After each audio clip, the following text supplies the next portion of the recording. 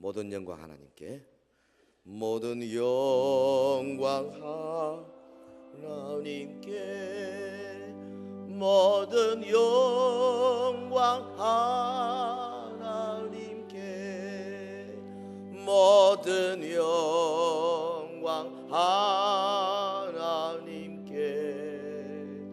나는 자유해. 할렐루야. 주 오신다. 할렐루야. 주 오신다. 할렐루야. 주 오신다. 할렐루야. 주 오신다. 나는 자유해.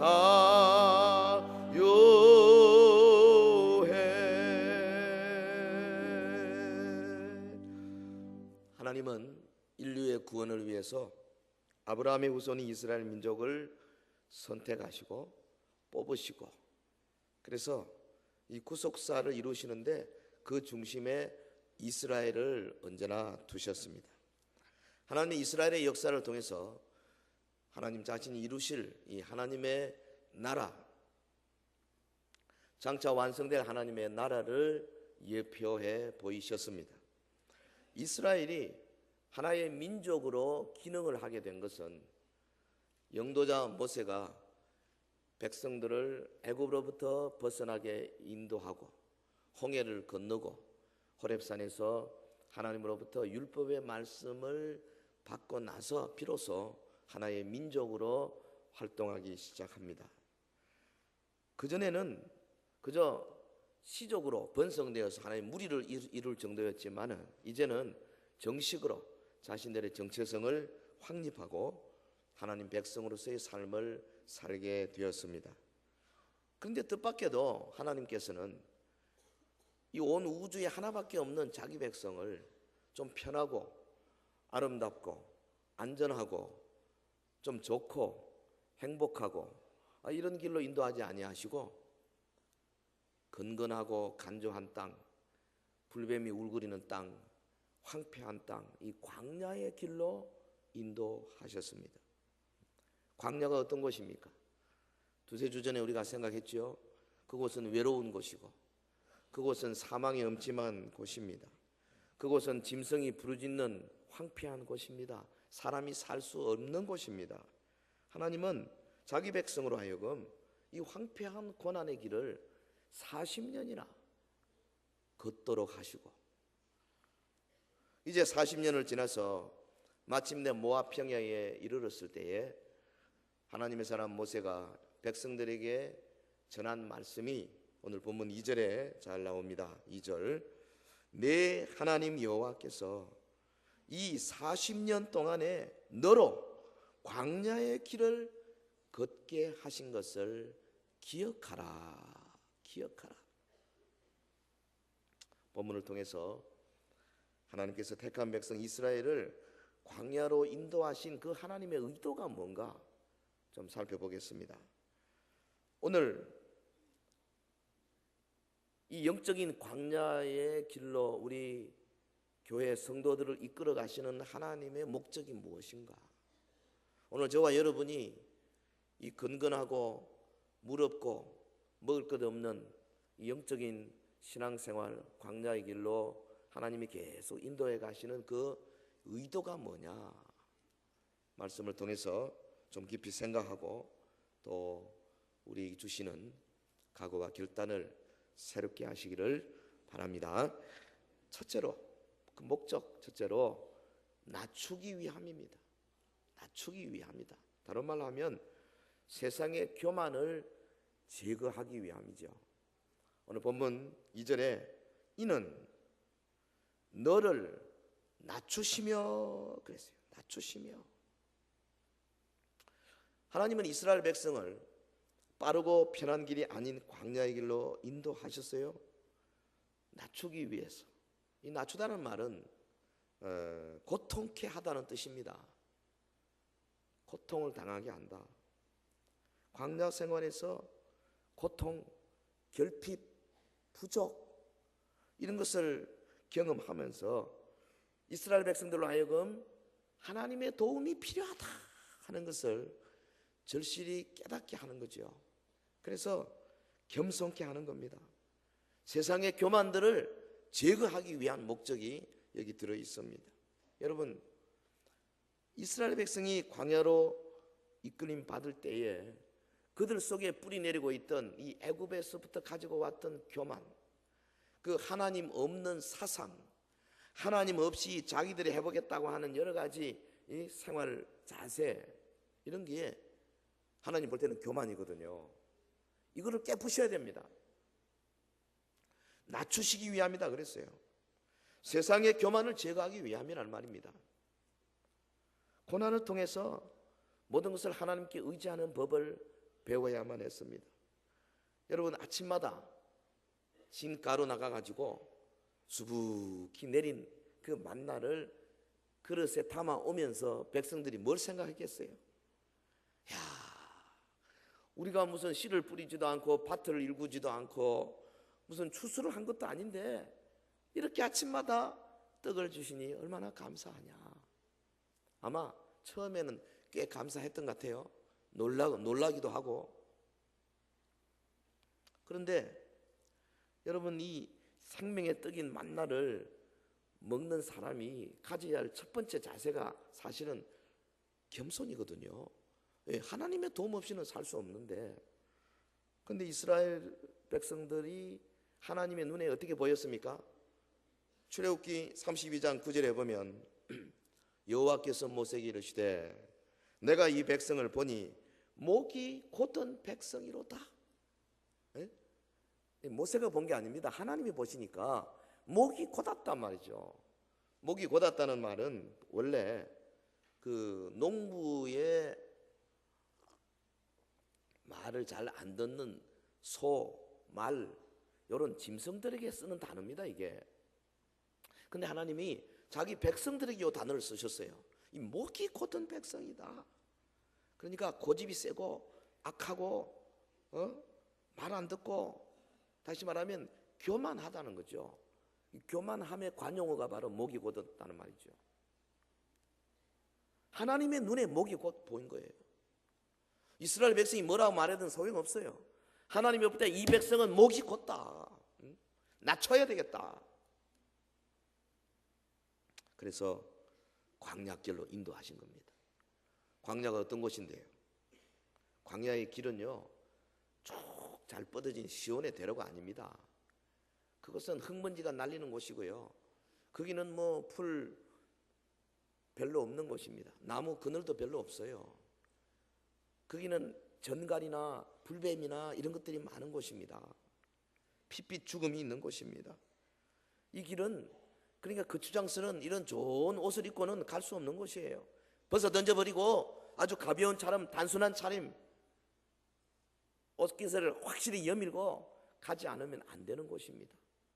하나님은 광야길의 목적지인 천국이 세상에서 얻은 자랑거리를 벗어버리고 아주 아무것도 없이 오직 하나님만 의지하고 올라가는 길이라는 것을 자기 백성에게 확실하게 지금 보여주고자 하신 거죠. 여러분, 지금 우리가 영적인 광야 생활인 성도의 신앙생활을 하고 있지 않습니까? 생명의 떡을 매일같이 먹고 있습니다. 지난 한 주는 특별히 새벽 기도를 통해서 떡을 많이 먹고 있어요.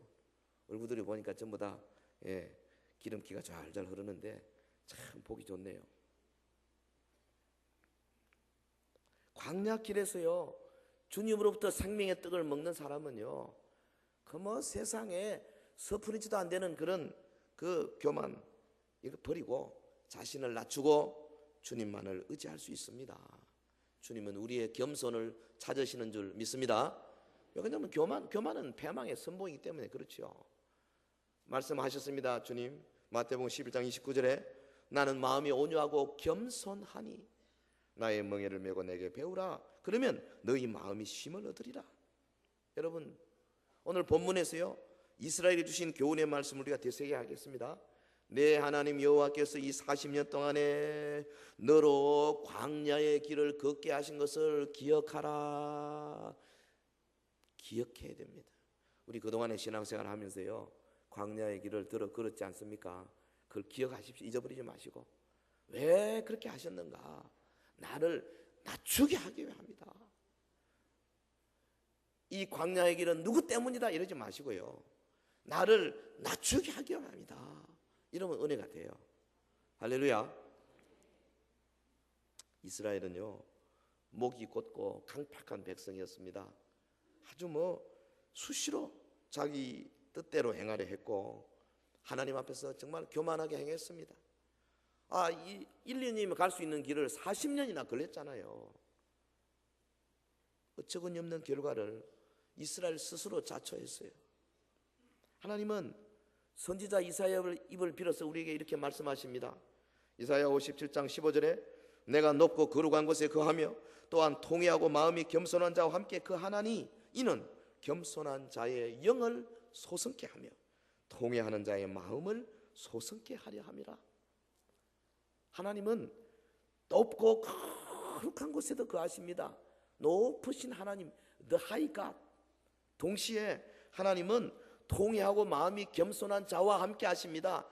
아주 가까이, The Nigh God, 아주 가까이 계시는 하나님이세요.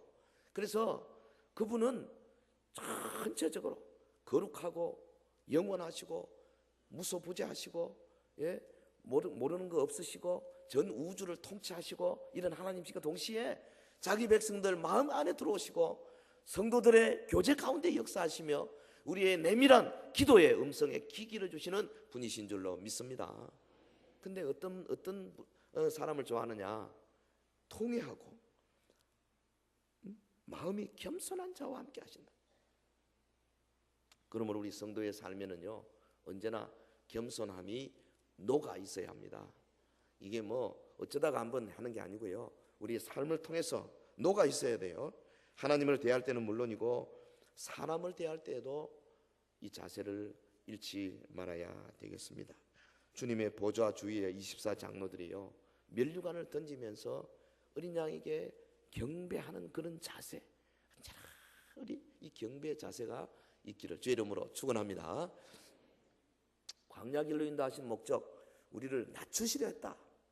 두 번째는 본문에 보면은 우리를 시험해 보시기 위함이라 그랬어요. 시험, 테스트에서 하나님이 더 큰 복을 주시려고 하는 거죠. 본문 2절에 보면 너를 시험하사 내 마음이 어떠한지 그 명령을 지키는지 아니 지키는지 알려 하심이라. 이스라엘을 광야로 인도하신 목적은 그들을 시험해서 그 마음에 있는 것을 알아보기 위함이라 그랬습니다. 하나님은요, 우리가 어떤 일을 구체적으로 행동으로 옮기기 전에 이미 우리 마음에 하나님이 있는가 없는가 살펴보십니다. 여러분, 사역 열심히 하는 건 좋은 일입니다. 기도 열심히 하는 건 좋은 일이고 전도 열심히 하는 건 무척 귀한 일이고 봉사 많이 해야 됩니다. 그런데 그런 사역을 하기 전에 먼저 우리의 마음속에 하나님이 있는가 없는가, 이것을 하나님이 먼저 살펴보신다니까요. 그래서 우리를 시험하시는 것은 뭐냐? 이 우리 속에 얼마나 하나님을 의지하는 마음을 가지고 하느냐 살펴보고 통과되면 우리에게 큰 복을 주시는 거예요.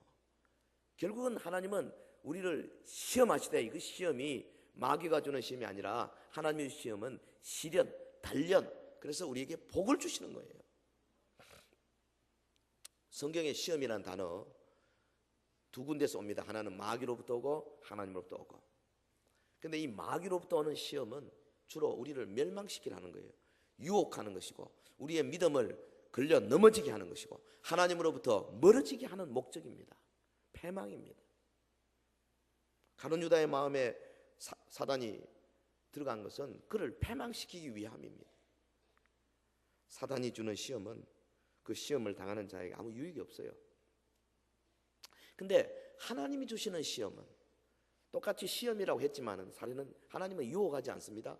우리에게 단련 주시고 시련하시고 연단하십니다. 아브라함 경우를 보십시오. 창세기 22장에 보면 하나님이 아브라함을 부르잖아요. 1절에 그 이후에 하나님이 아브라함을 시험하시러 그를 부르시되 아브라함아 하시니 그가 가로되 내가 여기 있나이다.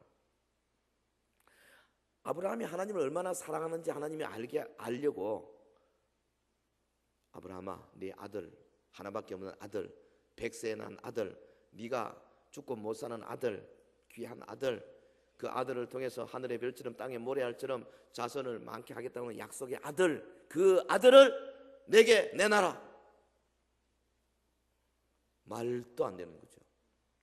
우리 같으면 아마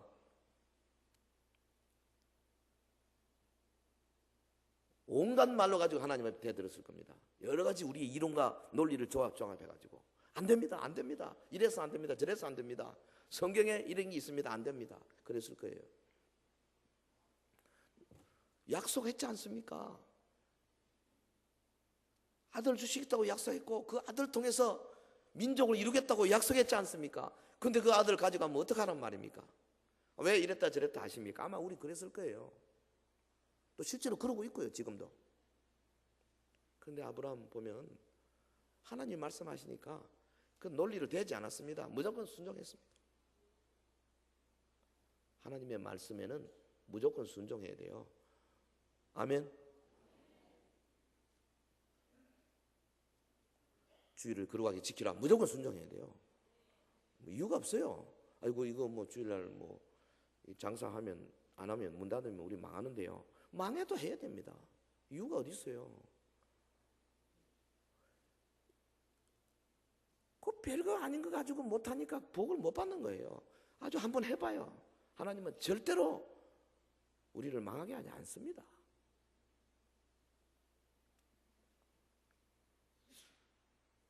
무조건 순종. 그 순종했더니 아브라함은 어떻게 됐습니까? 천하 만민이 그로 인해 복을 받게 되는 믿음의 조상이 됐어요.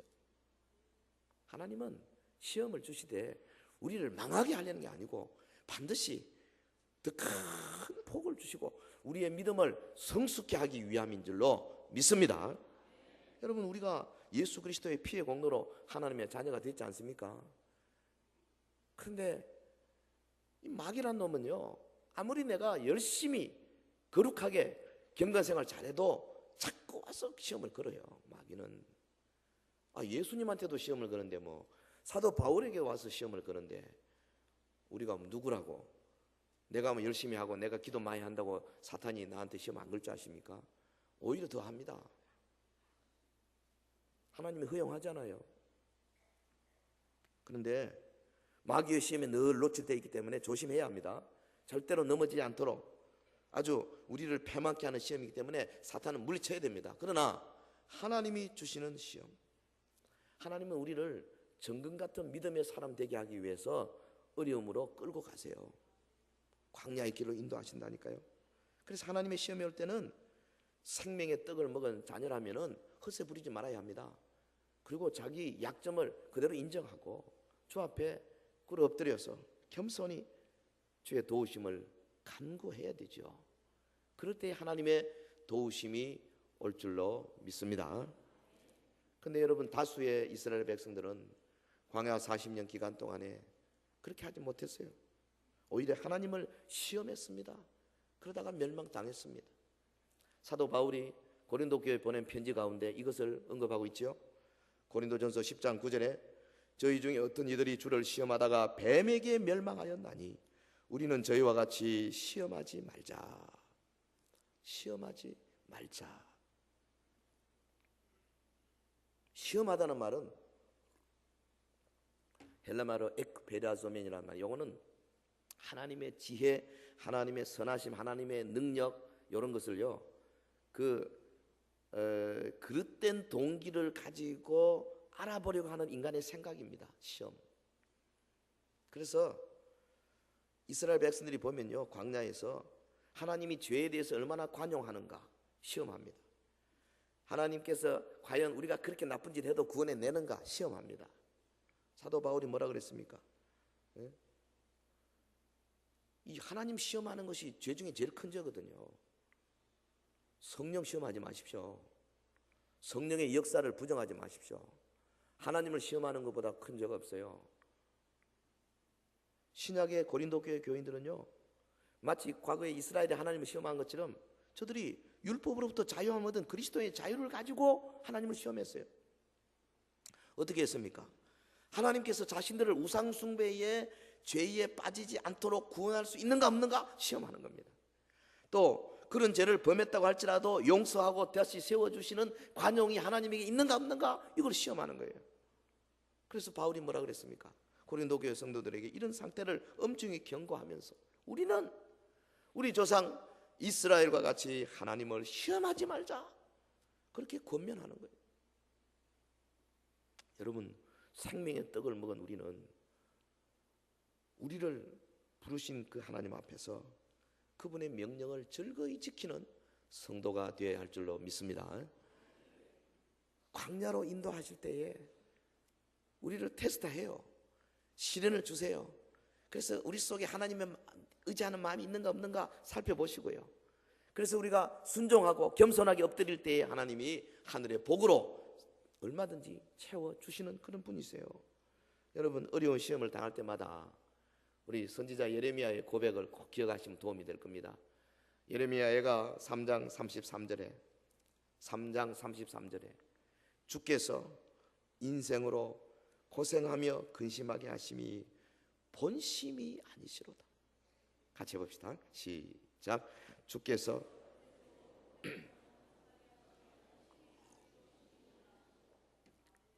본심이 아니에요.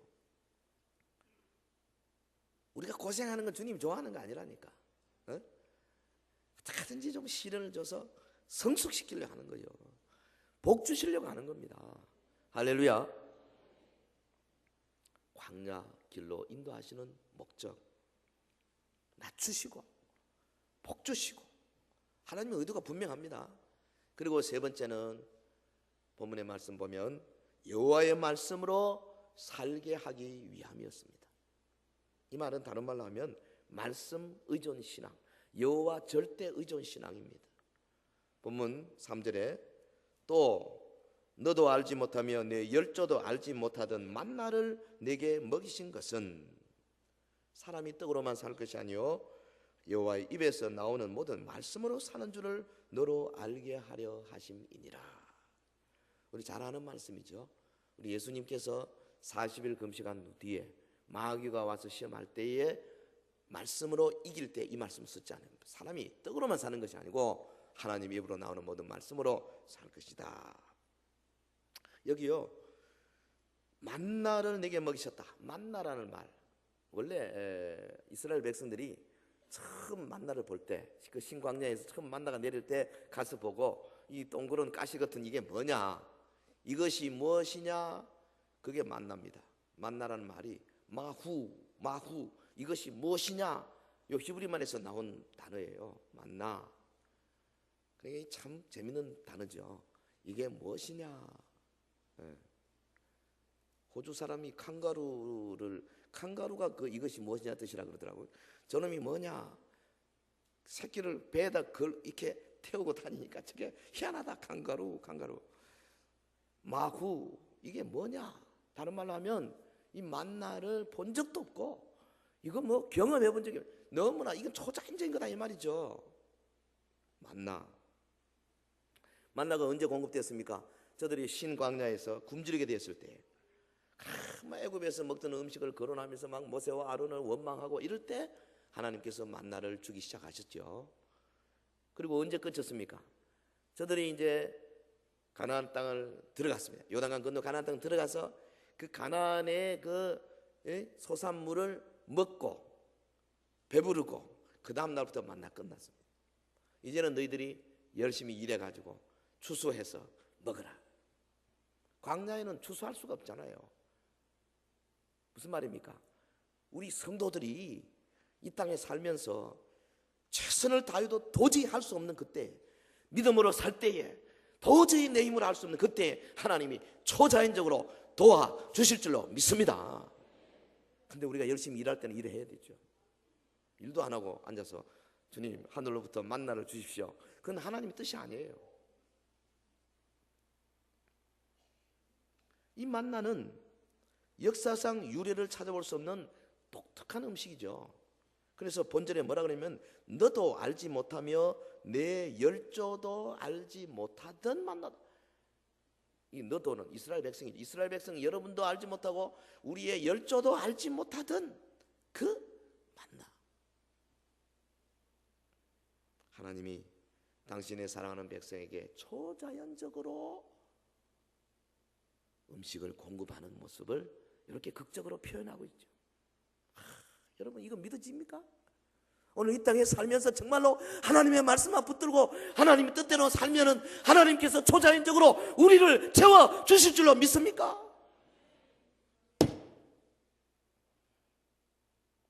이 믿음이 없으면요, 우리 믿음은 헛겁니다. 믿는 것 같아도요, 우리 종말에 666 못 이깁니다. 여러분 이길 것 같아요? 다 넘어지지. 한 명도 살아남을 수 없을 거예요. 다 짐승에게 도장 받고 말 겁니다. 그래서 지금부터 연습해야 돼요. 광야의 길로 인도하실 때에 정말로 나는 주님의 뜻대로, 내가 이대로 굶어 죽어도 나는 주님 뜻대로만 가겠다, 이리 하면요, 마지막 배수진 치면 주님이 반드시 역사에 줄 줄로 믿습니다. 평소에 우리 이 신앙 키워야 돼요. 40년간이나 초자연적인 음식을 하나님이 먹이신 목적이 뭔데요? 뭘 가르쳐 주려고? 근데 오늘 본문에 그랬습니다. 이 만나를 주신 것은, 그 이유는 사람이 떡으로만 사는 것이 아니고 여호와 입에서 나오는 모든 말씀으로 사는 줄을 너로 알게 하려 하심이다. 이거 설명이 좀 필요합니다. 가만히 문맥을 보면 말이 좀 안 되는 것 같아요. 사람이 떡으로만, 이 말이 왜 만나와 바로 연결돼서 나오는지 가만히 묵상해 보면 많은 사람들이 이걸 오해하더라고요. 떡으로만, 우리 떡으로 사는 게 아니고 말씀으로만 산다 이러는데요. 할렐루야. 떡 안 먹고 살아요? 밥으로도 밥 먹어야 됩니다.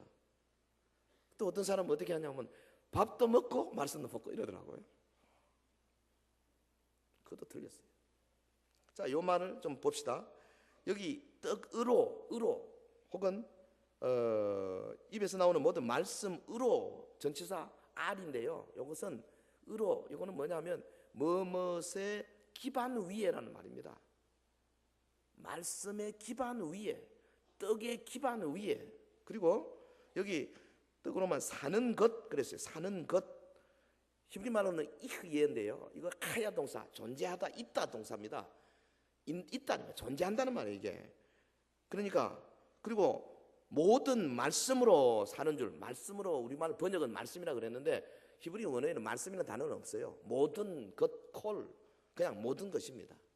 그래서 이거를 문자적으로 한번 해석해 보면, 오직 떡의 기반 위에 사람이 있을 것이 아니라 여호와의 입에서 나오는 모든 것의 기반 위에 사람이 있어야 할 것을 알게 하려 하기 위해서 40년간 만나를 주셨다.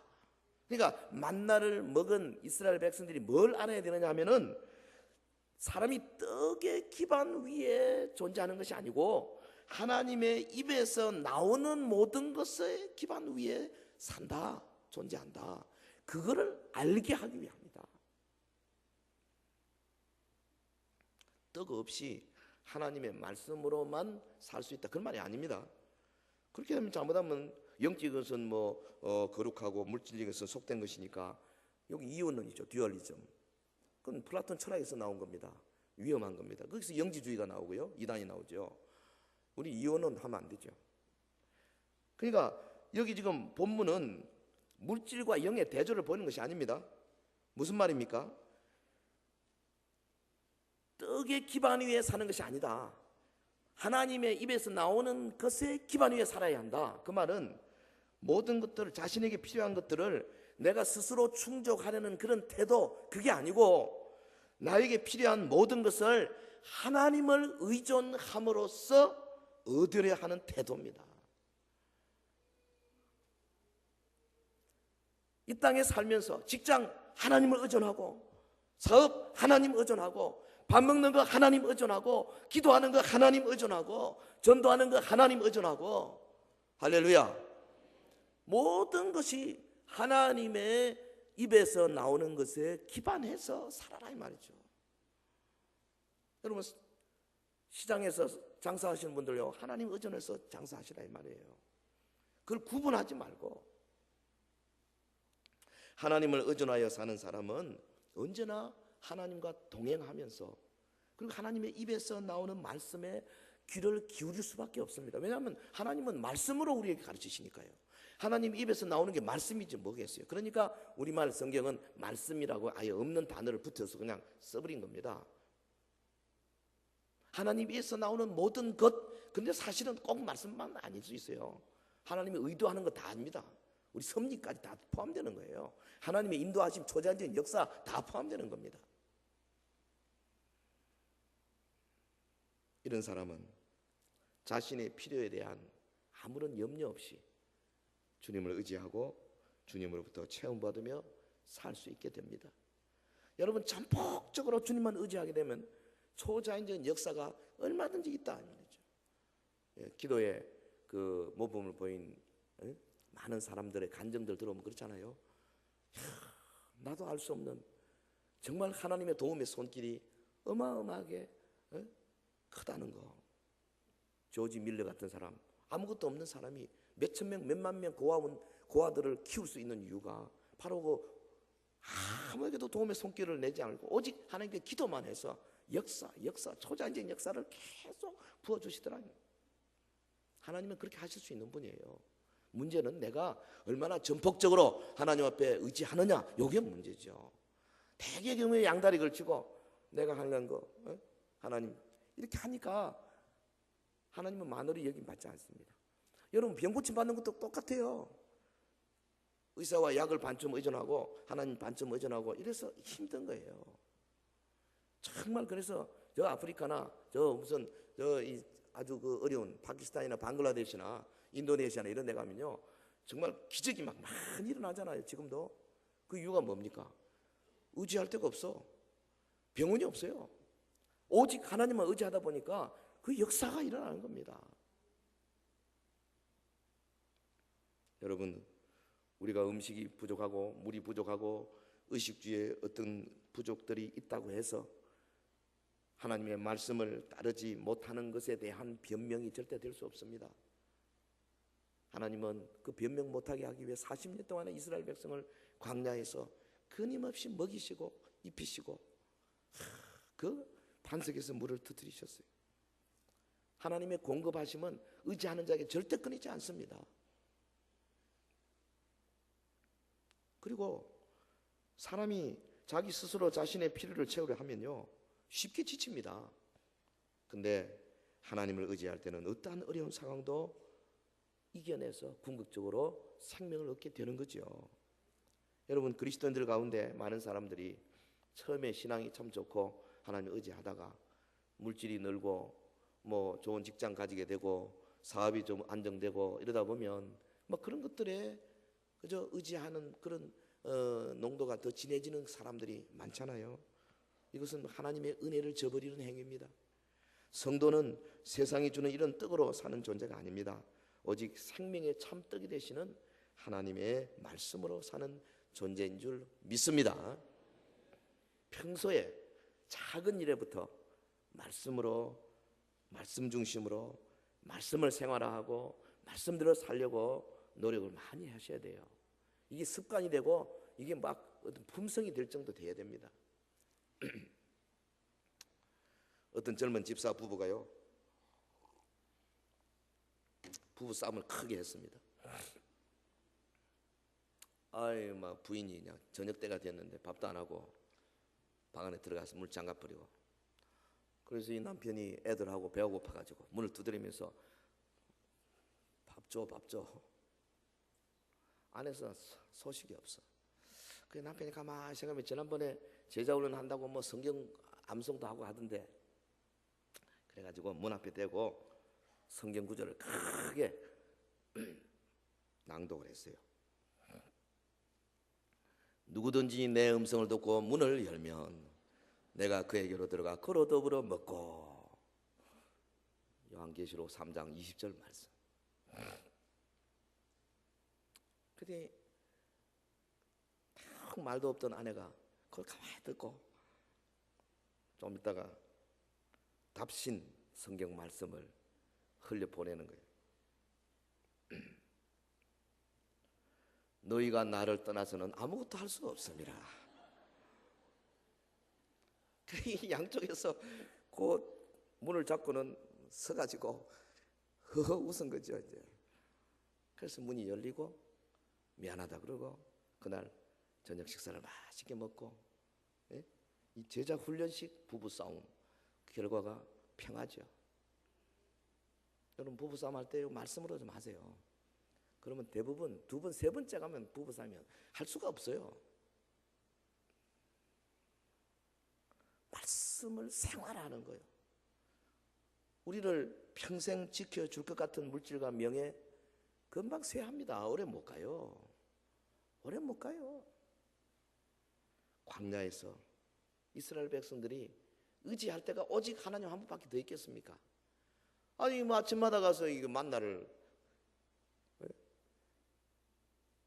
내가 무슨 노력한 게 아닙니다. 그냥 내리 있는 거예요. 새벽에 가서 그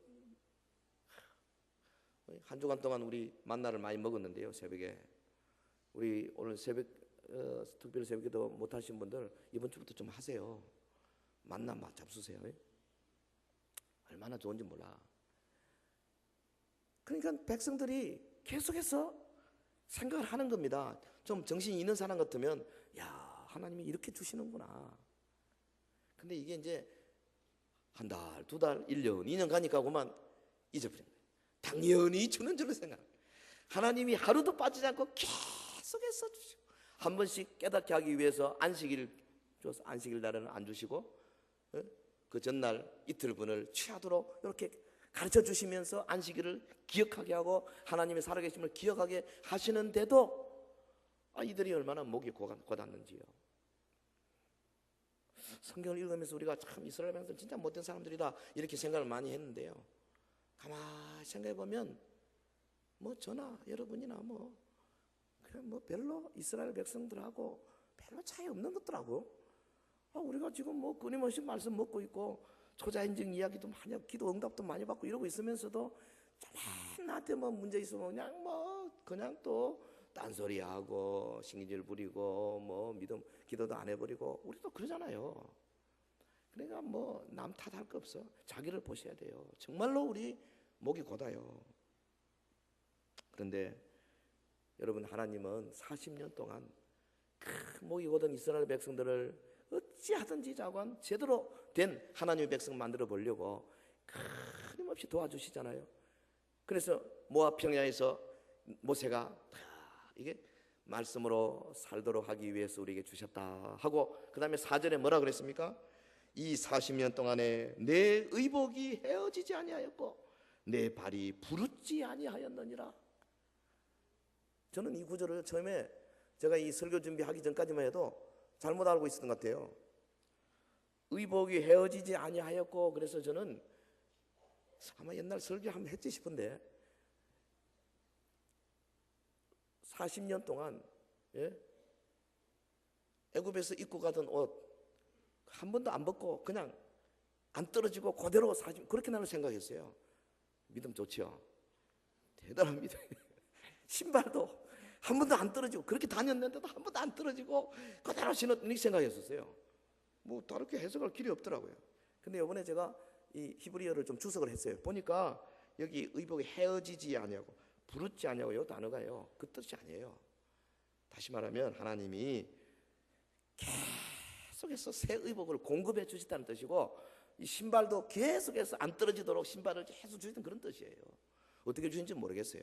그런데 모세가 그렇게 지금 고백하고 거기에 있는 그 많은 사람들이 다 그 말에 대해서 아무도 이를 달지 않지 않습니까? 그렇다.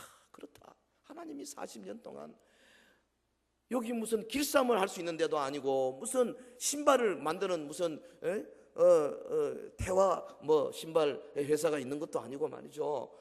그런데 그렇게 옷도 헤어지지 않냐고 발도 부르지 않도록 지켜주셨다. 얼마나 놀랍습니까? 이스라엘을 광야길로 인도하신 하나님의 의도는 저들을 죽이시는 게 아닙니다. 저들을 하나님만 의지하고 하나님의 말씀만을 따르도록 훈련시키기 위함이라 이 말이죠. 할렐루야. 말씀했습니다. 세상 사는 것이 점점 어려워지고 있는데 우리 앞에 수많은 유혹의 손길이 있지 않습니까? 마귀가 그냥 길을 쓰고 우리의 믿음을 빼앗으려고 몸부림치고 있습니다. 그런데 때로는 하나님께서도 우리에게 시련을 주신단 말이죠. 감당기 어려운 시련. 그때 우리가 마음에 어떤 생각을 가져야 되느냐? 오늘 말씀을 통해서 광야 길로 인도하시는 그 하나님, 그 시련과 단련 뒤에는 하나님의 선하신 의도가 있더라. 우리를 낮추시고 우리에게 큰 복을 주시기 위함이고, 그리고 마침내 우리에게 오직 하나님을 의지해서 영원한 가나안으로 인도하고자 하는 하나님의 뜻이 있었다. 이거 우리 기억하면 힘이 될 겁니다. 주님은 나를 낮추시고 나의 교만을 제거하기 위해서 나를 광야의 길로 몰아가십니다. 저 개인으로 그렇고 여러분 자신도 그러실 거예요. 내게 더 큰 복을 주시는 주님의 손길이고, 말하자면 영적인 체력 단련 코스입니다. 그동안 고난 앞에서 내 자세가 어떠했는가?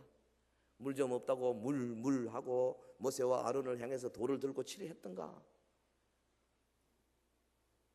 고기 없다고 울고 불고 그래서 또 모세를 향해서 원망하고 하나님께 원망하다가 불뱀에 물리는가? 내가 하나님 주시는 시련 앞에서 광야길에서 어떤 신앙생활을 해왔는가? 자신을 잠시 돌아보시기 바랍니다. 우리는 하나님의 자녀들입니다. 하나님의 자녀는 세상이 주는 떡을 먹고 사는 자가 아니고 오직 생명의 떡, 하나님의 말씀을 먹고 사는 자입니다.